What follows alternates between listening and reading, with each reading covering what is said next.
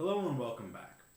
We're back again with yet another review, this time for the new Legend of the Five Rings game by Fantasy Flight Games. For the purpose of this review, I'm only going to be talking about the core rulebook. I know that right now the Emerald Empire book is out, however, it has not yet reached all the way to Taiwan, so I don't have it. And I really actually feel it's important for the purpose of this review, as you'll see, that we only cover the core book because Emerald Empire is being touted as a source book, and so if you're brand new to L5R and you've never played it before, you're likely only going to pick up the core book.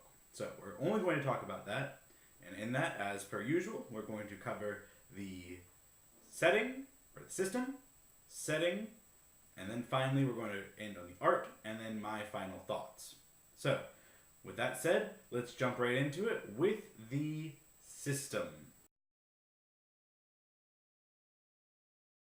Now, the system for L5R from Fantasy Flight is similar. So a little bit of background. Legend of the Five Rings has always, for the first 4 editions, used what's called a roll keep. You assemble a pool of dice, you roll, and you keep a number of dice that you want, add them together to create a sum total in hopes of reaching a target number. Now, Fantasy Flight kept that and changed it. So, no longer are you able to use normal D10s as per the usual. Instead, you get to use these fancy new dice that they have. There's a picture of them that come in white and black. White representing your actual skill in an individual task, such as martial melee, their intimidation, things like that. It's all your skills. You add that for skills, and your black dice, which represent your rings. The various rings are fire, water, air, earth, and void, representing different both ideals, kind of, as well as approaches and characteristics that you would use. So, for example, earth we would use for something that's very grounded, reasoned, thought through, and logical, whereas you might use fire for something that's very impassioned and spontaneous, and you're just kind of going now. So, and you use that, and you roll a pool assembled, and you keep a number equal to your ring rating unless something else changes it. And you try and reach your target number. Now this is interesting because on the dice there are 4 different symbols. There is success, critical success, which allows you to roll a die, roll another die of the same color, same type, and you can then choose to keep that and add it for free if you'd like, or not. Opportunity, which allows you to slightly alter the systems, slightly alter the things that are happening, like maybe I use this to, maybe I gain some higher ground, or I gain something like that. Or a lot of your checks will have ways that you can already spend your opportunities predefined, and that can give you advantages, extra powers, extra effects, or critical strikes in melee. And there's strife. And strife is not bad at first, but strife represents your character growing more impatient and more anxious based on the circumstances that they are in. And this is actually really cool because the roll keep begins to have much more of an impact than I'm just going to pick the 4 highest dice because I keep 4, unless there's a very good reason why I don't want to do the best that I can right now. This system allows for a lot more of that. Do I want this one? Do I really want to take that? Because, most importantly, if strife builds up to a certain point, you become compromised, which means your vigilance goes down, which means that you're less able to react quickly, as well as you're no longer able to take any more faces with strife on them until you remove enough strife that you are okay again. Or you can do what's called unmasking, which is when you begin to kind of let your face down, let your guard down, and maybe do something that's considered improper in society. I think this is really cool because when I played this, I ran it with some players who had never played L5R in any form before, and some who had been playing L5R for quite a while. And both of them were able to really understand the unmasking, but while the older player was able to really get a sense for how this is going to feel and work, and they really enjoyed it, the newer player was able to really understand when would be narratively interesting or appropriate for them to unmask and do that improper thing. Now, this still means that you're able to, because unmasking is relatively undefined in some ways, as per a lot of these Fantasy Flight narrative games that are coming. You're able to mitigate it a little bit, so maybe you don't do something that's super improper. Maybe you don't do something that would really cause a problem. But it begins to build that comfort of, okay, we can do a little bit here, maybe next time we do a little more, and so on and so forth. And I actually found this was a really solid mechanic, and it really flowed with everything else, and it really worked and was very smooth. Which is something that this game really has done well. Everything moves fairly fluidly, fairly simplistically. Combat runs fairly quickly, you roll initiative, you choose your stance. Each stance offers a different a boon, for lack of a better term, as well as dictates what ring you're going to be using for all checks, with a few exceptions based on some techniques. But what ring you will use is the basis for all of your actions, which is interesting, and it really makes the stance feel important, and it adds a lot to the combat to make that extra layer of strategy on a game that does have a relatively narrative-based combat combat system. Other than that, combat is you roll against a target number, and if you hit, you deal a certain amount of damage. And this is represented by fatigue, which, if your fatigue gets to a certain point, then you become subject to suffering critical strikes, which are actually the real blows. Now, this is the game is less lethal than previous versions of L5R, but in no way not non-lethal. When I ran, we had 2 combats. One of them went very handedly.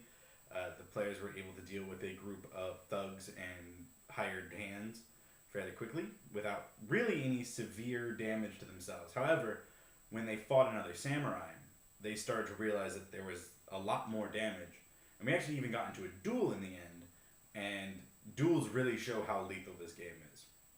I had one player almost die because they started bleeding out from their strife hit their threshold, and they unmasked it. Based on dueling rules, the other player was able to, or the NPC was able to initiate a final blow and nearly killed him right out.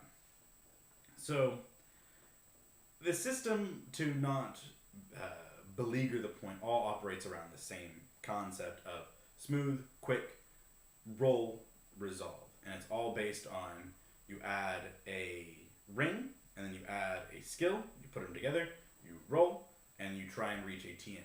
And what's very interesting is that the system is designed with the notion that TNs are open values, where, with very few exceptions, the players know what TN they're trying to make, which is helpful because they have to make their check, and they have to determine what they're actually going to keep. Like, do they really need to take that extra strife to get that third success? Is there a reason for it? Well, no. If they know the TN is 2, they don't need that third one. They can actually pick up maybe an opportunity or something else. And this works really well. There is some issues within the book about how you're supposed to explain things.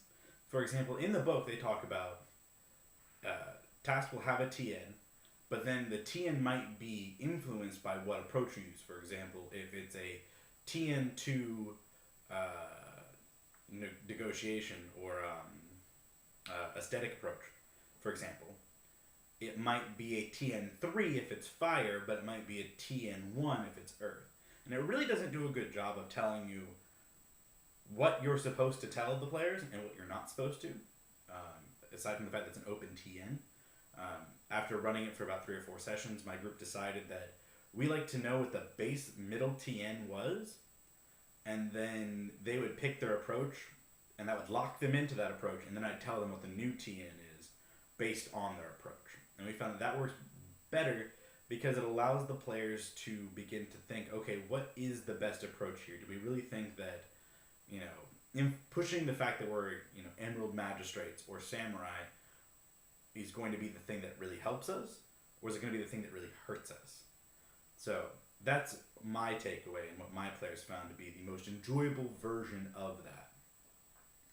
And so overall, the system works like that on the die rolling player element. On top of that, you have your honor, glory, and status, which are all values that become affected in play, which is a little tedious in the sense that if you're running it, if you're a brand new GM, or if you're new to the system, it's not super intuitive to how to award, when to award, where to award, and what, or to take away, as the case may be.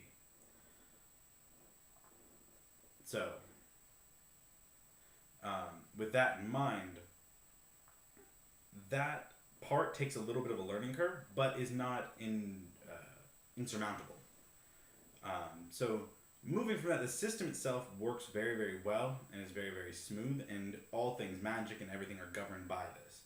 And characters get to pick up techniques or spells or various different types of techniques, Maho, Shuji, katas, all those different types. And they get to buy them at a relatively low price in some cases, but they're all trying to advance their schools, which actually is a very unique mechanic, not unique, but interesting mechanic, in the sense that they can buy within their school and it works towards progressing it. Or they can buy outside of their school and it will only help their school a little bit, but it really helps to make it so that you're not punished for trying to buy something unique for your character, but if you stay within your school and represent your school entirely, you get a little bit of a bonus, which is very interesting and very cool, actually. A lot of my players, some of them wanted to veer out because they're like, it's only like half, it's a little bit okay. And some were like, no, I have to be in my school.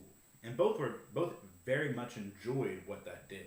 A lot of them felt that really kind of represented their samurai in that way, because it's either, am I going to adhere strictly to my path, or am I going to veer off a little bit? And both are okay, and the system does not punish either side, and it doesn't really give one a huge advantage over the other. Yes, someone's school ranking might be higher, but maybe this samurai's got a little bit more utility and they really can do certain things that the other one can't. So overall, the system works very, very well. And now we're going to move over into the setting.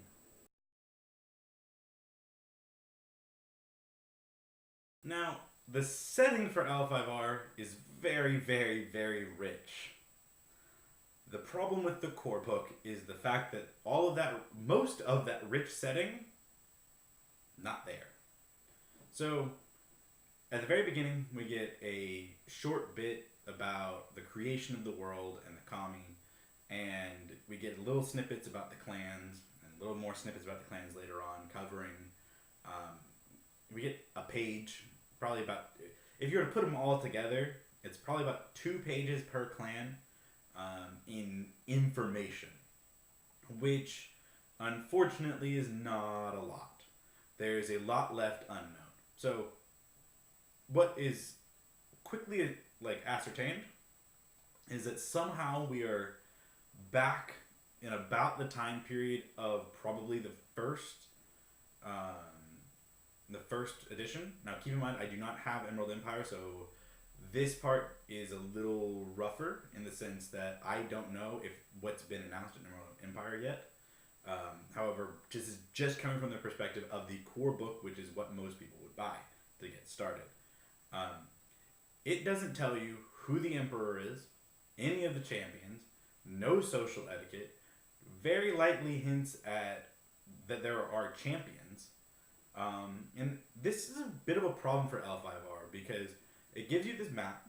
It shows you all of these things in the literature and the fiction that is readily available for free. Um, you get this sense of this very deep, steeped in world that there is a lot of cultural rules, there's a lot of intrigue, there's a lot of wordplay, and the core book does not tell you any of it. And that to me is a problem because now I have been exposed to a lot of L5R, and some of my players have been exposed to a lot of L5R as well. However, as I mentioned previously, some of my players had never ever played L5R. They only kind of either knew its existence or never had heard of it before. And so they had was the core book because I really wanted them to only use the core book to see what they could gain. And then I would fill in the dots later for them. However, many of them had to answer questions on their 20 questions about like, how does your character stand within their clan? Like, how do they follow it strictly? Do they disagree with it, some of its practices, and things like that? And they didn't really have a baseline to really understand. They only could read the 2 pages, which really don't talk a lot about the clan's politics. It pretty much lists what they view as the height of Bushido, a teeny snippet about who they are, kind of what they stand for, and then moved over into little bits about the schools and this and that. And this is a problem because it doesn't really touch on the tensions between like the lion and the crane.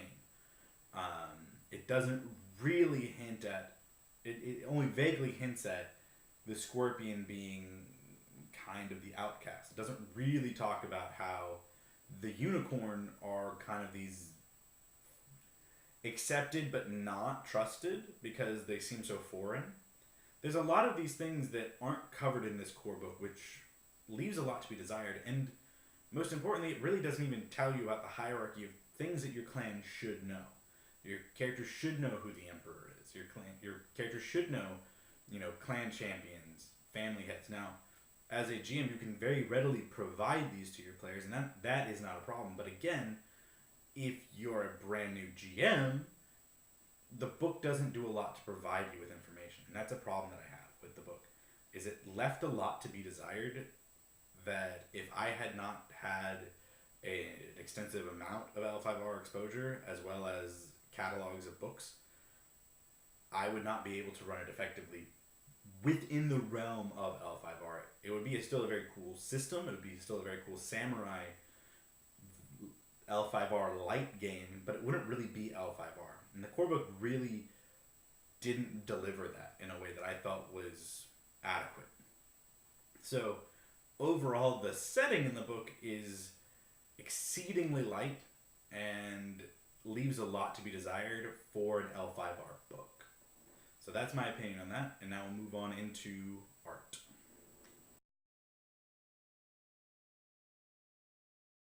Now, the art in L5R is phenomenal. It is very much appropriate to the style in the sense that there are very, very few huge multi-page pieces. I think there's maybe 2, maybe 3. And even the big page splats, there's very few of them that are action scenes, and even still, they are relatively few. What is the bigger piece of the art budget are these very slight, almost like wood carving looking pictures. And they're spread throughout. And this really helps to add to that atmosphere. Now, I know L5R is not Fantasy Japan, though it's very, very close. They try and distance themselves from that. However, the art that they are using is very evocative of that period. And it does a very good job of transporting you into the world while you are reading. And I think this is very important because a lot of games will use art and they'll just have it. But they seem to also forget that art determines how you receive the information that you are reading. Art in the book is supposed to help inspire you to create something. So if you have pretty much only combat pieces, all you're really doing is inspiring people to make more combat stories. Is there something wrong with that? No. But it is important to note your art will heavily influence what your players and your GMs will at least start with. Now they'll branch out later and do what they want. They'll find other art in other books and other games and what other any other form of media.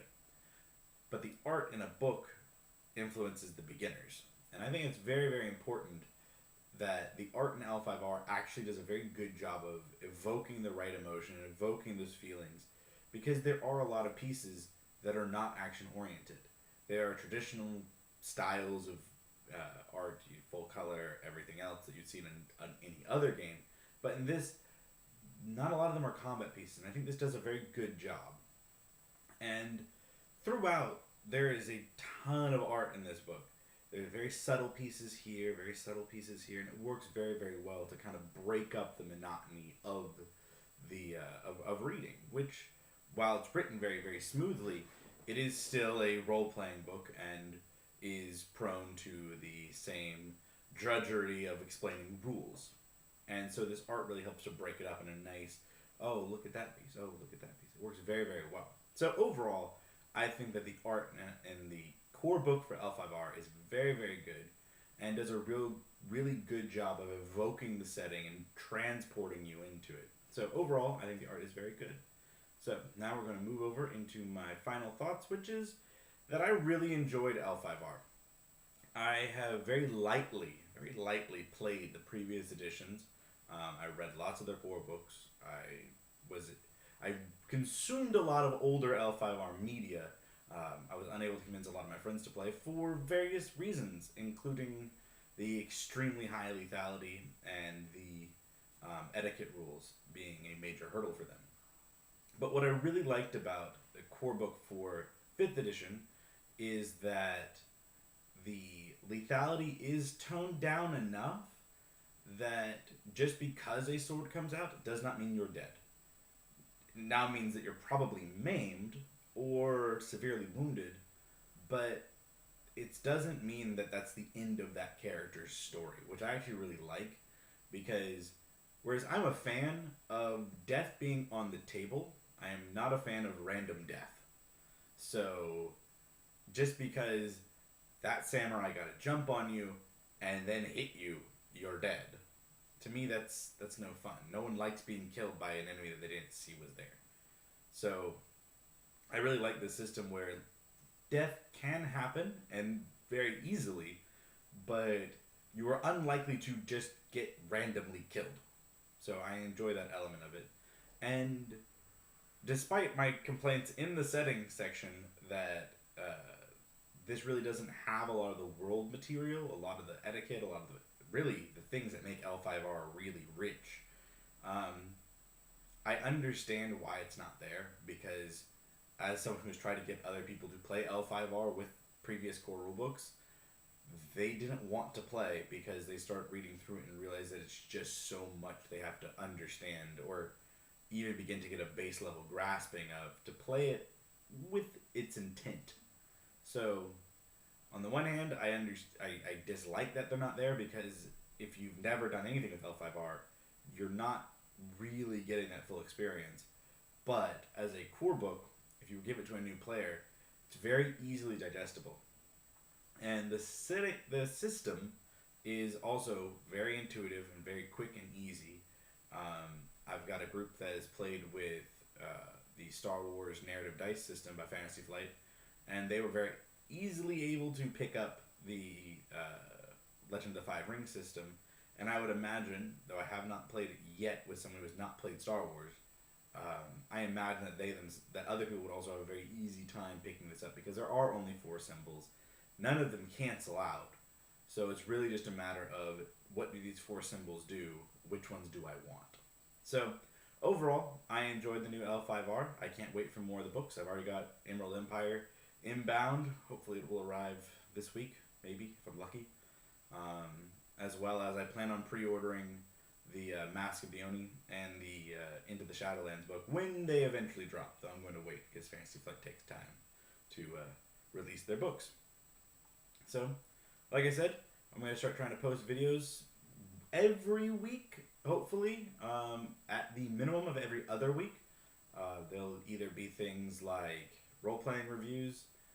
I've got a lot of Kickstarters coming in, so probably some unboxings maybe.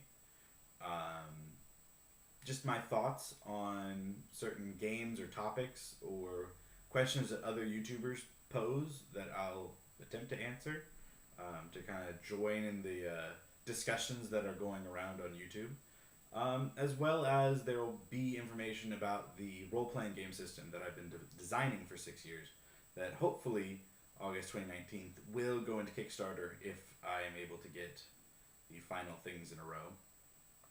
On my other channel, my older channel, you can see a few of a very, very, very early playthrough of I think 2 or 3 sessions using the Blood Clans of Yorick setting, using my system.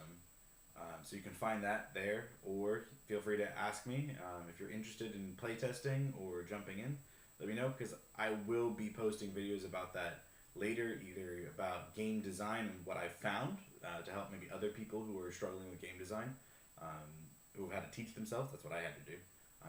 I was no professional game designer, and now I've at least got a game, so I'm semi-professional.